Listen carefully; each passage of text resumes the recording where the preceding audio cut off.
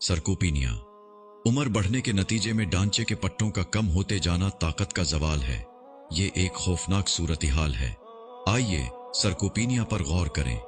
Number 1, ज्यादा से ज्यादा खड़े रहने के काबिल होने की आदत पैदा करनी चाहिए। कम से कम बैठें, बैठ सकते हैं तो कम से कम लेटें। नंबर 2, अगर कोई अदैर उम्र अस्पताल में दाखिल हो तो उसे मजीद आराम करने को न कहें। लेटकर आराम करने और बिस्तर से न उठने का मशवरा न दें। 1 हफ्ते तक लेटने से पट्टों की तादाद का कम 5% कम हो जाता है। बूढ़ा आदमी अपने पट्टे दोबारा बना नहीं सकता, बस एक दफा गए तो गए।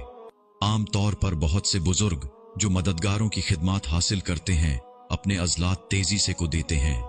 सरकोपीनिया ऑस्टियोपोरोसिस से ज्यादा खौफनाक है। ऑस्टियोपोरोसिस में आपको सिर्फ मुहतात रहने की जरूरत है कि गिर न जाएं, जब कि सरकोपीनिया न सिर्फ जिंदगी के मयार को मुतासिर करता है बल्कि पट्टों की नाकाफी मिकदार की वजह से हाई ब्लड शुगर का सबब भी बनता है।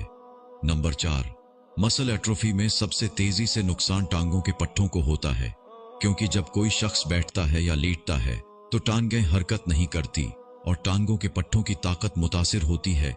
ये बहुत अहम है। आपको सरकोपीनिया से मुहतात रहना होगा। सीढ़ियां चढ़ना और उतरना, हल्की दौड़, साइकिल चलाना, ये सब बेहतरीन वर्जिशें हैं और ये पट्टों को बड़े पैमाने को बढ़ा सकती हैं।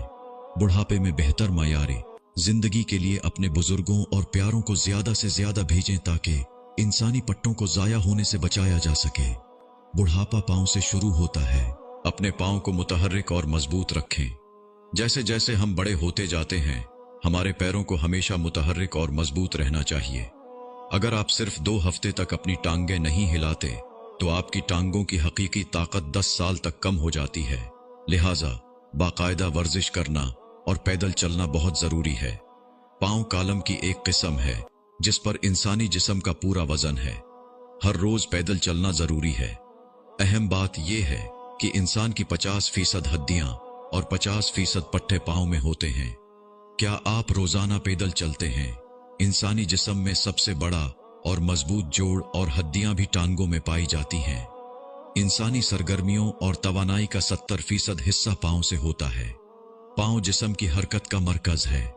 दोनों टांगों में इंसानी जिस्म के 50% आसाब और 50% खून की नालियां हैं और 50% खून उनमें रवां है। बुढ़ापे का आगाज पांव से ऊपर की तरफ होता है। टांगों की मुमकिना वर्जिश 70 साल की उम्र के बाद भी करते रहें। हर रोज कम अज कम 30 से 40 मिनट तक वक्फे से चहल कदमी करें ताकि ये यकीनी बनाया जा सके कि आपकी टांगों की मुनासिब वर्जिश हो रही है और आपकी टांगों के पट्टे सेहतमंद हैं। इस अहम वीडियो को अपने बुजुर्गों, दोस्तों और 40 साल से ऊपर के अहबाब को जरूर भेजें, क्योंकि हम सब रोज बरोज बूढ़े हो रहे हैं। या अल्लाह हम सबको बुढ़ापे में बीमारियों से बचाए। आमीन।